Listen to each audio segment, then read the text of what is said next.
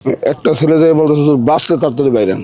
একটা পাঞ্জাবি আমি থাবা দিয়ে নিয়ে ঘুমের মধ্যে ওইটা নিয়ে বেরিয়েছি। আমি নামিয়ে দেখি দুইটা লোক কেবিন থেকে বাইরে আয়। ওই লোক দুইটারও কোনো রকম রশি মশি দিয়ে টাইনে টেনে পাশ দিয়ে নামাইছি। লাস্টে যে দুজন লোক বাইরে হয়েছে দুজনই অসুস্থ ছিল, এদেরকে টাইনে হাসায় নামাইছি। তো একজনের পাও কেটে গেছে আর একজনের ব্যথা পাইছে। লঞ্চটি কখন ডুবেছে এবং এটি আপনি ভাড়া করেছেন নাকি? লঞ্চটা আমি ভাড়া করছি। লঞ্চটা 11টা 40 মিনিটের সময় লঞ্চটা ডুবছে।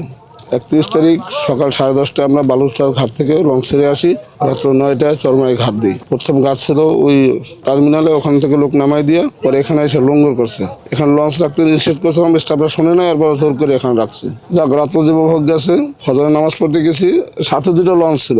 আমার লঞ্চ যেটা ডুবছে এটার মানিক সাইডের পাশে দুইটা লঞ্চ ছিল এবং এই সাইডে একটা বলগেট ছিল। তা আমি ফজরের নামাজ পড়ে জিকির টিকির করে হুজুরের মাজার জিয়ারত করে আস্তে আস্তে 8টা বেজে গেছে। আইসা দেখি লঞ্চ বলগেট কিছুই পাশে নাই। ওই আমাদের লঞ্চটাই কাইতে হয়ে আছে, মানে উপরে উঠে গেছে, ভাটায় পানি শুকিয়ে গেছে। স্টাফে ডাক দিলাম যে তোমরা কি করছো? সাইডের লঞ্চগুলো নামাই নিয়ে গেছে, তোমরা দেখো নাই? কোনো কথা বল না। তা তোমার লঞ্চটা তো উপরে এখন নামাবো কিভাবে? যে কোনো সময় একটা দুর্ঘটনা ঘটতে পারে। বললো আপনি ধৈর্য ধরেন, আমরা ব্যবস্থা করতেছি। কি ব্যবস্থা করতেছো? তা আমি যার মাধ্যমে লঞ্চ ভাড়া করছি ওনাকে ভিডিও কল আমি দেখাইছি। তা ওরা আমার সাথে রাখা, আপনি অনেক বেশি করতেছেন, অনেক কিছু রাখারাই করছে। আমরা লঞ্চ আনতেছি, লঞ্চ নামাইতেছি, আর জ্বরও হইতেছে, কোনো অসুবিধা হবে না, আপনি নিশ্চিন্তে থাকেন।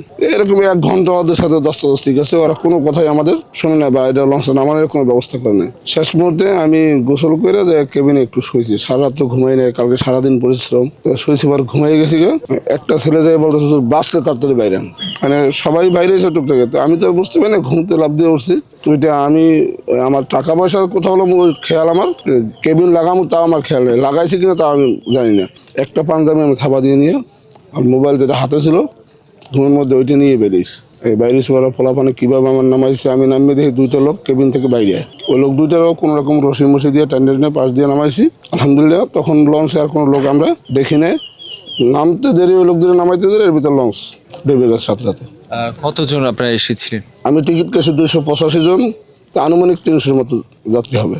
আর যে মাল সামানা তো সেখানে ছিল বহু টাকার মাল। আমাদের 2 ভাইয়েরই প্রায় 4 লাখ টাকার মতো নগদ ক্যাশ, এবং এখানে এই লোকগুলো খাওয়ানোর জন্য 5 দিনের বাজার করে নিয়েছিলাম। 3-4 বস্তা চাউল, মানে অন্য যা দরকার আর কি, এগুলো সব ছিল। 5টা মাইক ছিল, মেশিন ছিল, ব্যাটারি ছিল 3টা, এবং প্রত্যেকটা কেবিনের ভিতরেই মোবাইল, টাকা। ওই যে ছেলেগুলো নিয়ে আসে কেবিনের, সবাই গোসল করতেছিল।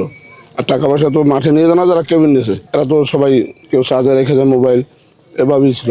এই অনেক ছেলে আমাদের সাথে যে ছেলেগুলো নিয়ে আসছি, অনেকে শুধু পরনে হাফ প্যান্ট গেঞ্জি গোসল করতে নামছে, বাকি আরেকটা সব লঞ্চে কেবিনে। এদের কাপড় চোপড় কেনার জন্য এখন আবার আমরা ব্যবস্থা করতে হচ্ছে, তো আনছি নেওয়ান লাগবো। লাস্টে যে দুজন লোক বাইরে হয়েছে দুজনই অসুস্থ ছিল, এদেরকে টাইনে হাসায় নামাইছে। তো একজনের পাও কেটে গেছে শুনছি, আমি দেখি নাই।